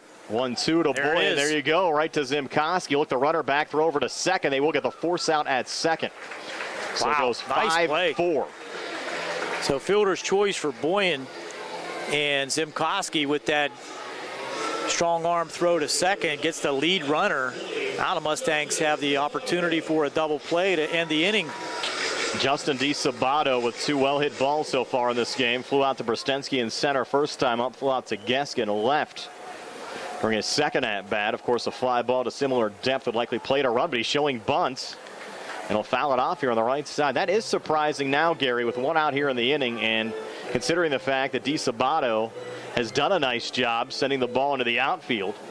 That was definitely a squeeze, as Campbell was down the line on the pitch. I'd still take my chances letting him swing the bat, though, right now. 0-1. And Zimkoski's really creeping in. He's going to bunt again. Here we go. It's laid down, and this will play to run. Vecchiola has to throw over to first. Now it's 2-1 Shaler. RBI there for DiSabato, his 10th RBI of the season. And the Shaler Titans take their first lead of the game up 2-1. And that was a perfectly executed squeeze play. No chance for Vecchiola to come to home, as Campbell was sprinting in as DiSabato was squaring around. So the play 1-3, but an RBI. Now Shaler's manager, Brian Junker, having a discussion with the home plate umpire. We're going to get a courtesy runner. Going to be actually a pinch runner, I think, in this situation. Coming in to run here for Boyan, who's the first baseman. It's going to be number 23 coming in to run here. That's Evan Walsh. So Walsh to run for Boyan. With Rispoli on the mound. Correct. Shaler really playing for that 1-run lead. And they have it right now. Colin Harger at the plate. First pitch from Vecchiola just ripped foul on the left side. It was close. Zimkoski playing well off the line. Would have had no opportunity at that one. That was just fouled by about 2 feet down the third base line. Would have scored another run for sure. It's going to come down to Laurel Highlands. Going to get their bats going here against Nick Rispoli. Now playing from behind. 0-1 now to Harger. Breaking ball. This one ripped into center field. A 1-hop in front of Brostensky. And the Titans will pick up an insurance run. That's coming around to score is Walsh, the pinch runner. RBI single for Harger. 2 runs in the inning, making it 3-1 now. And Nick Shaler Rispoli bats really aren't, I wouldn't say they're coming to life, although there's been 2 well-hit balls this inning, but the bunts really have been the difference in moving the runners around. Now 3 runs on 6 hits for the Titans. They've had 3 hits here in the inning. Harger picking up his 14th RBI of the season. And now Nick Rispoli, the 6th Titan to bat, swings to the first pitch, rips it deep to center. Look out, that goes over Brostensky's head all the way back to the wall. And now Brostensky with a relay coming in. Rispoli on his way to third. Another run scores on the play. And Rispoli with an RBI triple. It's 4-1 Shaler.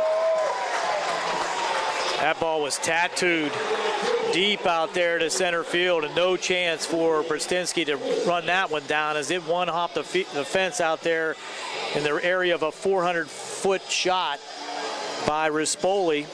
So Rispoli is not only pitching his way to a lead, but also now provides an RBI triple.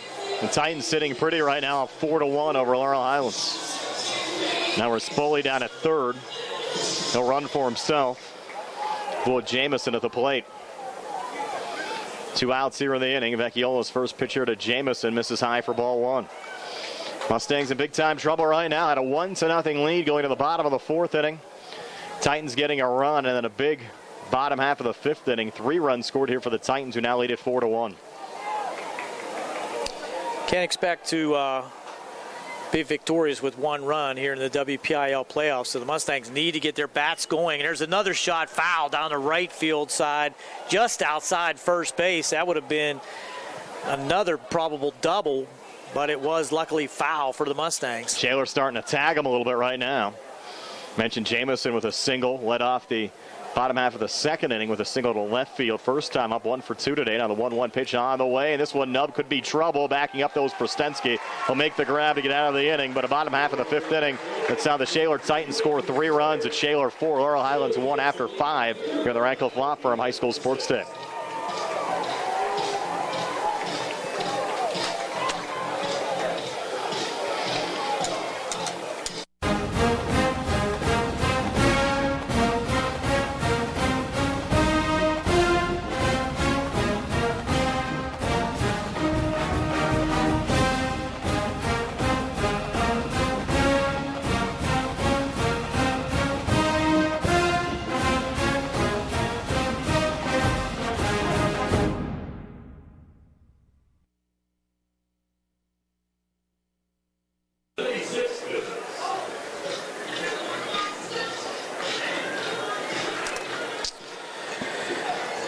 We come for the top half of the 6th inning. Mustangs with a little bit of a hole now, trailing 4-1 here as we move to the 6th. And Nick Rispoli has been impressive since he came in with 2 outs in the 3rd inning.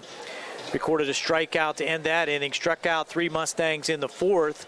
1 strikeout in the 5th, but 1-2-3 in the 4th, 1-2-3 in the 5th. And due up for the Mustangs now is Greg Hench, who has the RBI double for the Mustangs. But the Mustangs definitely need to mount a rally.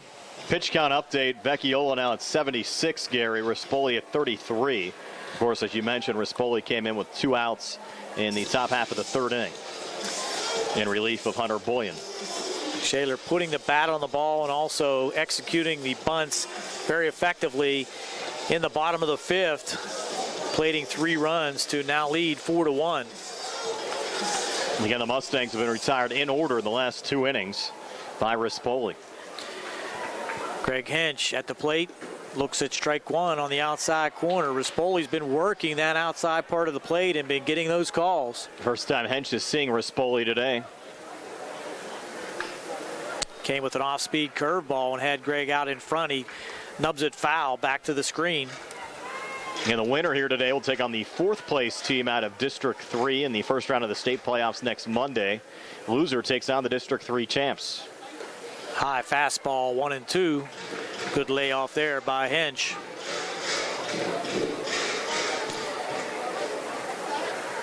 One-two pitch. Curveball and jammed Hench, but he was able to fight it off and foul it off to the right side. Hanging in there.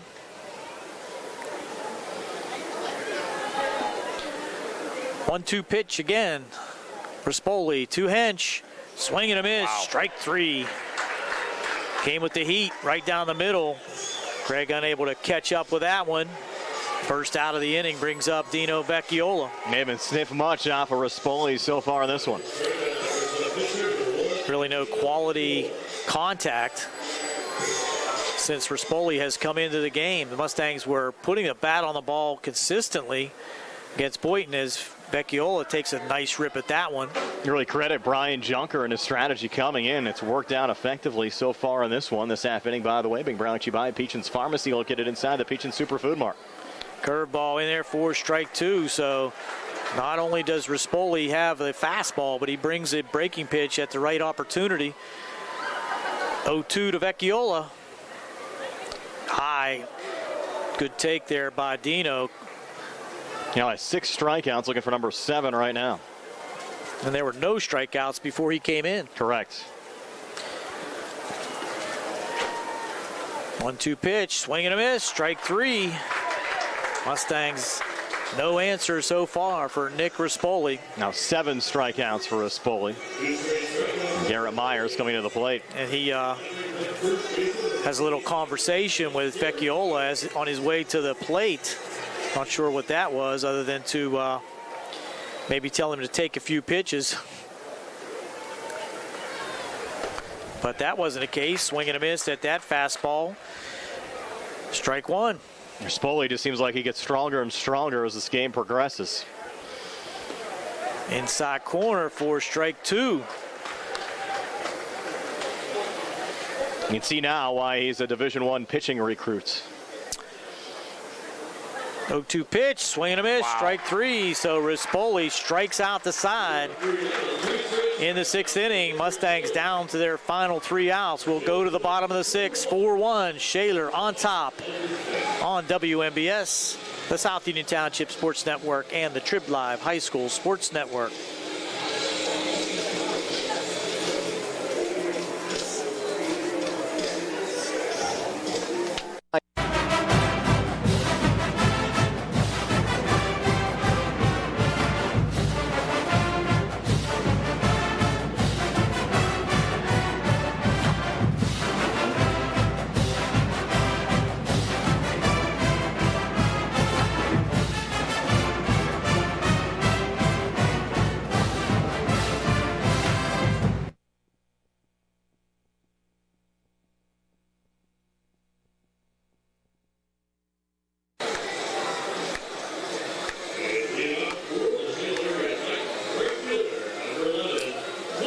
Leading off the bottom half of the 6th inning, Colton Schott has a single and a sacrifice in his 2 at-bats. Single with an RBI back in the 4th. First pitch is popped up in the infield, and that's a high pop-up. Zimkowski circling under it, battling the wind, and makes a catch in the coach's box along third base for the first out. First pitch out for the Mustangs.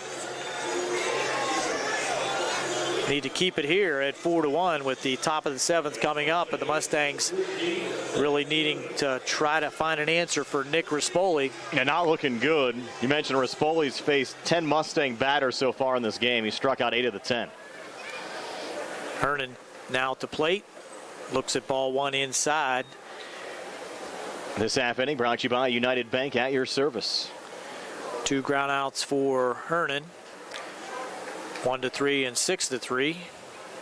Ball inside, almost caught him as he ducks out of the way. 2 balls and no strikes.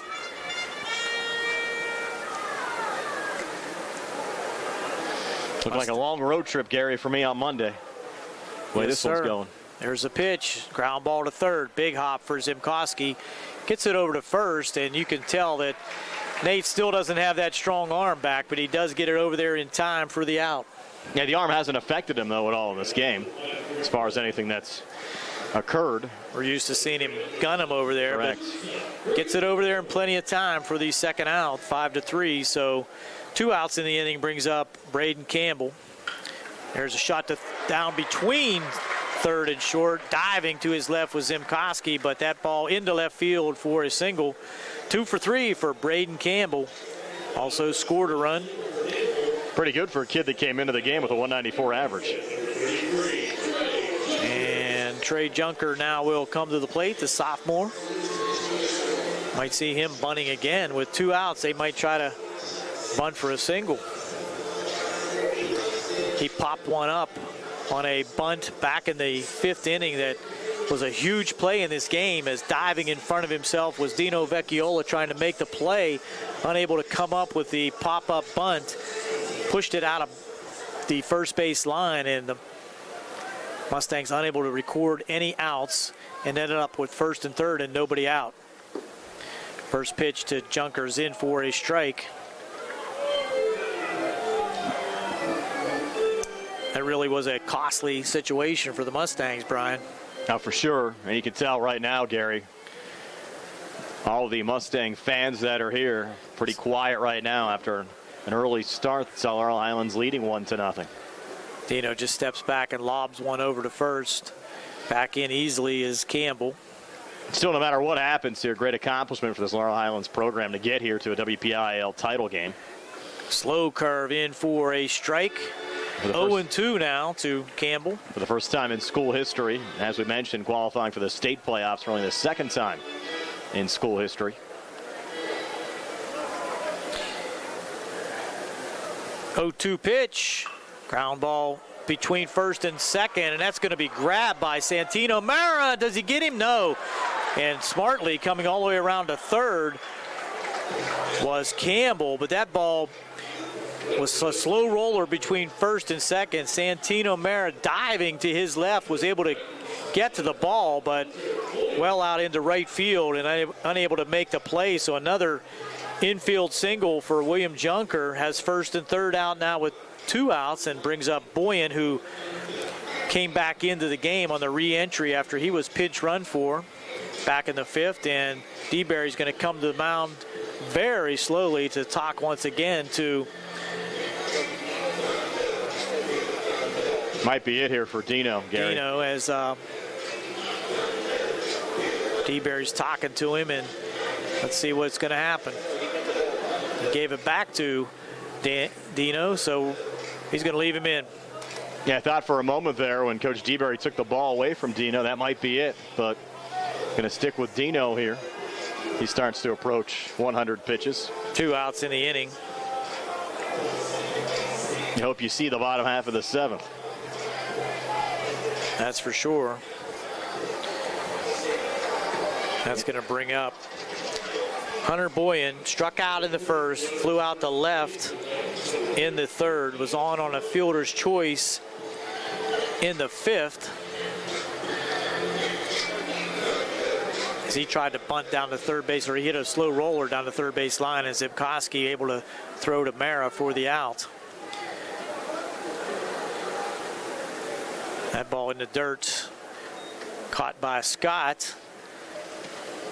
No advancement on that play. Ball 1 to Boyan as an off-speed pitch there by Vecchiola. Out of the zone. Might be windy here, but the wind out of the sails of the Mustangs right now. Just trying to get out of this inning with no additional damage being done. Runners on the corners, 2 outs. Down 4-1, bottom of the 6th. Pitch. Ground ball to third. That's in for another base hit. It's going to score the 5th run for the Shaler Titans. Add on an insurance run here in the bottom half of the 6th. RBI single by Hunter Boyan. Scores Campbell. And that just adds to the problems for the Mustangs. Insult to injury.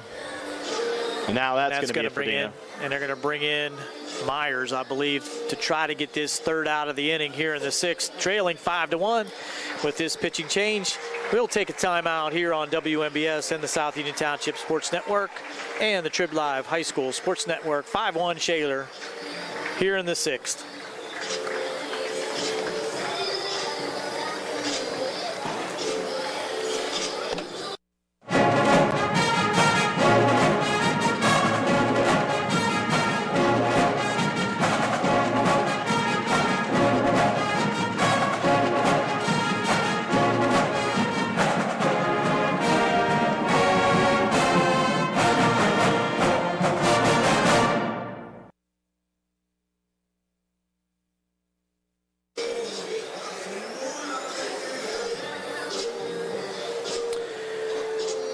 we come for the bottom half of the 6th inning with 2 outs.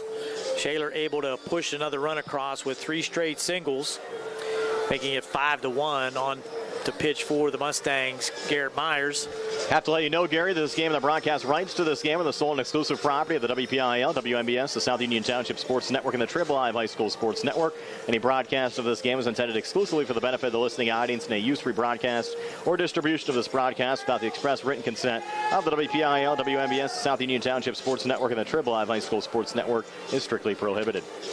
Good job with that, Brian. Thank you. Again, we'll have more WPIAL Championship baseball on the way next for you on the radio side. California taking on Union for the 1A title game. Tony Hanola is going to join me for that one, Gary. You have to make your way back into Uniontown for some business later on tonight. Tony's actually here watching this one with our other colleague, Steve Suprick, made the journey up today as well. Good luck to the California Trojans in their attempt at the WPIAL Championship. Brings up Justin DiSabato. Successful squeeze play back in the 5th inning. Brought in a run. There's a line drive to center field, and that's going to fall for a base hit. It's going to score another run for Shaler. First pitch hitting there. Coming around to score for Shaler was Trey Junker. Floodgates are open. They sure are. First pitch there. Base hit by DiSabato. An RBI, his second RBI. Leaves runners again at first and second. Colin Harger comes to the plate. He's 2 for 3. Scored 2 runs. Has an RBI. Should say that Vecchiola went to first when Myers came in to pitch. Correct. First pitch there to Harger was low and outside for ball 1. Tell you what, with Rispoli on the mound, I like Shaler's chances about just about anybody the first round of the state playoffs. Got to agree with that. Fastball on the outside corner for a strike. Left-handed pitching Garrett Myers trying to shut things down here in the 6th. 2-out Lightning. Score is 2 for Shaler. I'm surprised about, Gary. How does Rispoli have an ERA of 4.13? Yeah, that is surprising, although probably played Hampton and with the 3. You have Division Hampton, I. Shaler, South Fayette, and Mars in your conference. Yeah, that's some pretty good teams. Pretty good teams. 2 balls and a strike to Colin Harger. Myers from the stretch, low and inside again, 3-1. Off-speed pitches to Colin Harger, not able to find the zone. Rispoli on deck. Huge triple last inning. 3-1 pitch. There's a line drive into right field, and that's going to be in the gap. That might go to the fence. Becker cuts it off. That's going to score at least 1. Here comes another one around to score for Shaler, and 2 more runs in for Shaler, makes it 7-1. 2 RBIs for Colin Harger as he looped that one into the gap in right center. 8-1, Gary. I'm sorry, 8-1. 2 more in. 4 runs scored here in the inning. Rispoli will be the 8th Titan to bat here in this half inning, and Shaler has racked up now 5 straight hits here in the 6th inning after the first 2 Titans, Schott and Hernan, were retired to start the inning. Rispoli looking to add on some more, and that ball just trickles just slightly behind Caleb Scott outside for ball 1. The Mustangs haven't had a game like this since May the 1st when they lost big at West Allegheny.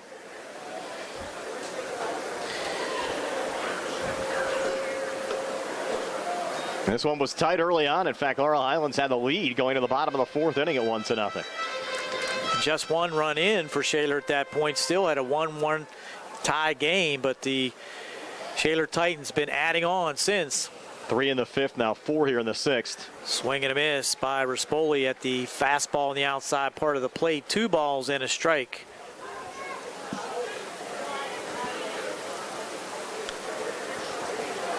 Myers working from the stretch, trying to get this 3rd out in the 6th. High and tight, 3-1.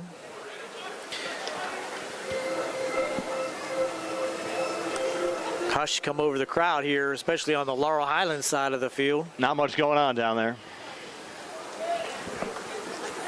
3-1 pitch. Swing and a miss. Good placement there by Garrett Myers on the outside corner for strike 2. Full count.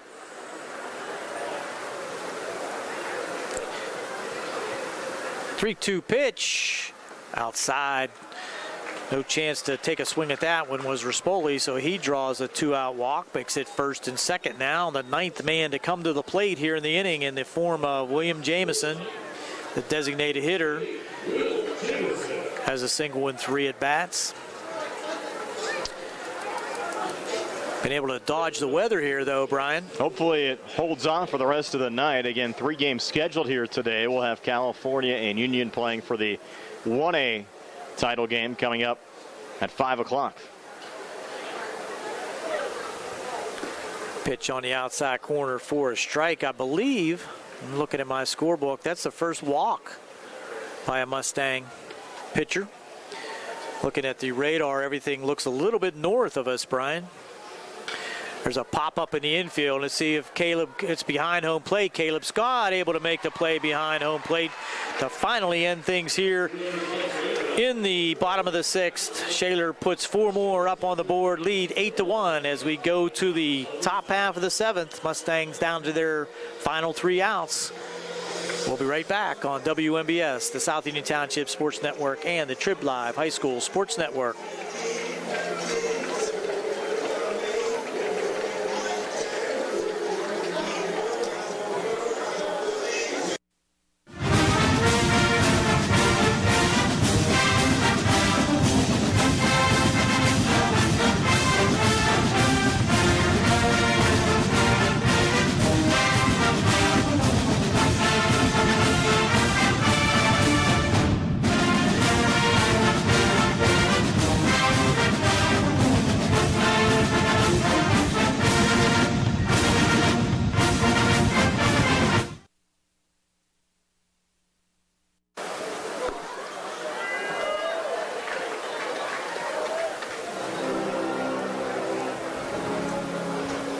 Back here at Wild Things Field, Alex Guest leading off the top half of the 7th for the Mustangs. Took ball 1 low. The 1-0 misses inside. Now 2-0.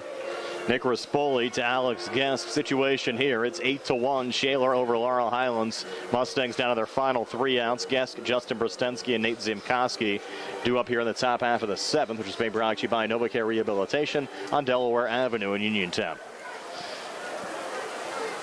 2-0 now. Rispoli to Guest, pitching there for a strike, 2-1. And we mentioned last half inning, Gary, Rispoli has faced 10 Mustangs since he came on in relief of Hunter Boyan and has 8 strikeouts. 2-1 pitch on the way, and this one fouled off on the left side. Laurel Highlands has yet to get a hit off of Rispoli. The only 2 non-strikeouts were a pop-up in foul territory to Braden Campbell and a line drive right at Trey Junker. Been impressive. It's going to be a mammoth situation for the Mustangs that come back now down 7. 2-2 pitch misses low, now 3-2. Rispoli to Guest. Seems like he's comfortable with 3-2 counts. 3-2 on the way, and Guest ground ball here to second. Goes to Hernan, throw over to first to Hunter Boyan in time to retire Guest 4-3 for the first out of the inning. Now the Mustangs down to their final 2 outs. Justin Brostensky is 0 for 2 today, comes to the plate. Junior came in with a .405 average and 6 RBIs.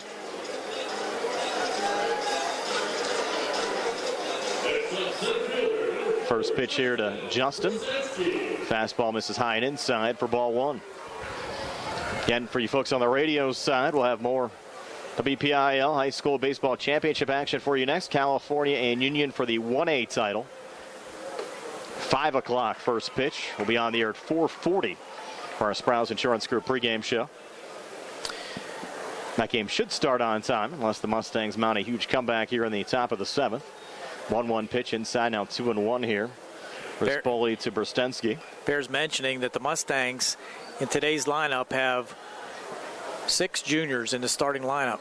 Correct. It's a bright future ahead, and the season not done yet. Again, the Mustangs have qualified for the PIAA state playoffs for only the 2nd time in school history.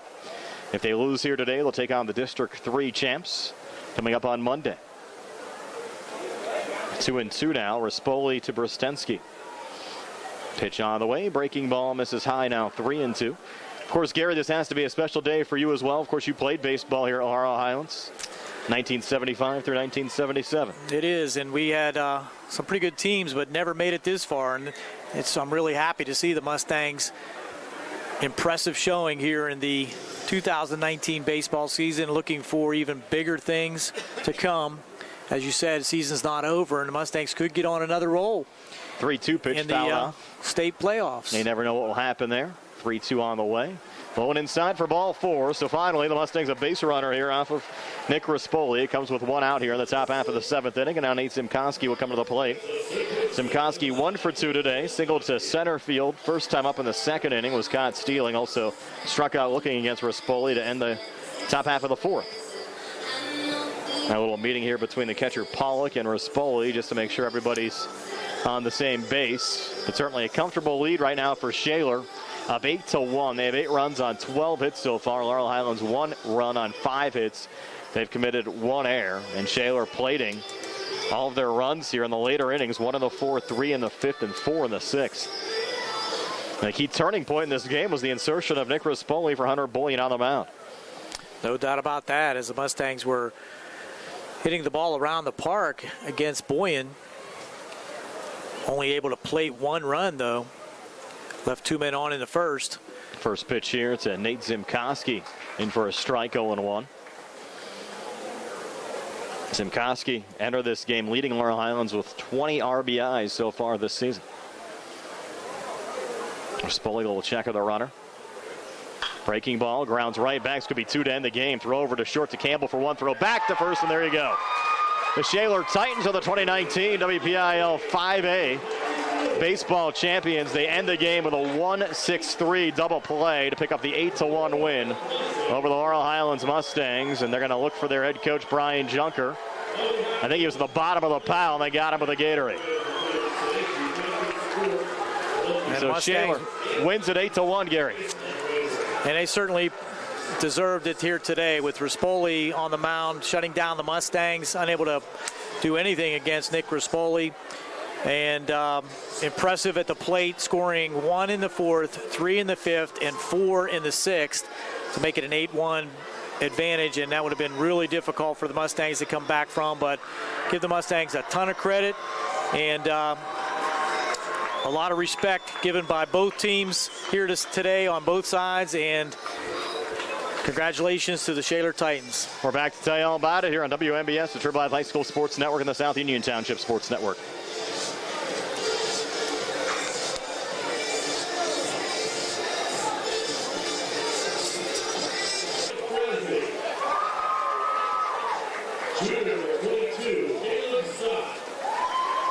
Brian Merlzak and Gary Frankhauser back here at Wild Things Field, wrapping things up. The Shaler Titans capture the WPIAL 5A title with an 8-1 win over the Laurel Highlands Mustangs. There's Gary to tell you all about it.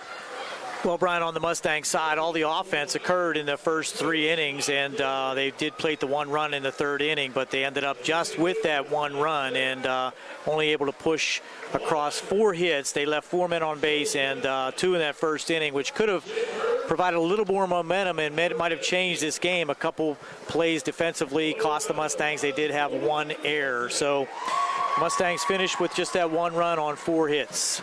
On the Shaler side, 8 runs on 12 hits. They left 6 men on base, and they did not commit an error, but they also took advantage of some small ball and used the bunt effectively. A squeeze play that resulted in a run and a couple sacrifices, and also a play when the first base runner was caught in a rundown and it ended up in a run. So the momentum completely switched when the Shaler Titans brought in Nick Rispoli, and he just controlled the Mustangs offense from that point. So Shaler scored one run in the 4th, 3 in the 5th, 4 in the 6th for their 8 total. Hitting for the Shaler Titans, 3 for 4 was Carlin Harger with 2 RBIs. 2 for 3, Braden Campbell. 2 for 3, Junior Junker.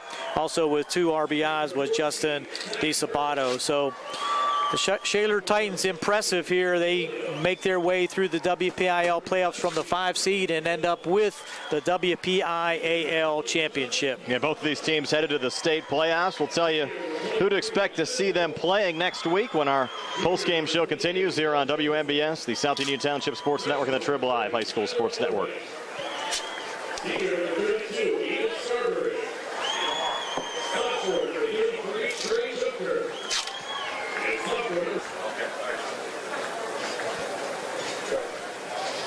We're back here at Wild Things Field in Washington one final time on the South Union Township Sports Network. And Gary Frankhauser, what an accomplishment for the Laurel Highlands baseball program, advancing here to a WPIAL title game. Did not get the win here today, but the season not over yet. The Mustangs, with a loss today, dropped to 14-7 overall, but they're in the state playoffs. They'll take on the District 3 champs. Shaler will take on the 4th place team out of District 3 as the state playoffs get underway this coming Monday. So more fun to happen, more baseball to happen for the Mustangs. A little dejected here. You can see it in their faces as they stand along the third base line to receive their second place medals. And second place, nothing to be ashamed of. Very strong for a vastly improved baseball team, vastly underrated baseball team as we started the season, and a lot of underclassmen on this team. Shaler improving to 15-7 overall as the state playoffs will get underway next week. And Gary, you can wrap things up for us today. For the South Union Township Sports Network, it's been our pleasure to bring you today's game,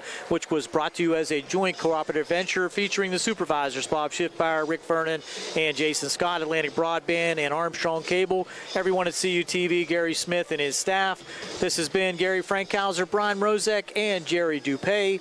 Another South Union Township Sports Network presentation. Happy to bring you Laurel Highlands baseball throughout the year. Good night, everyone.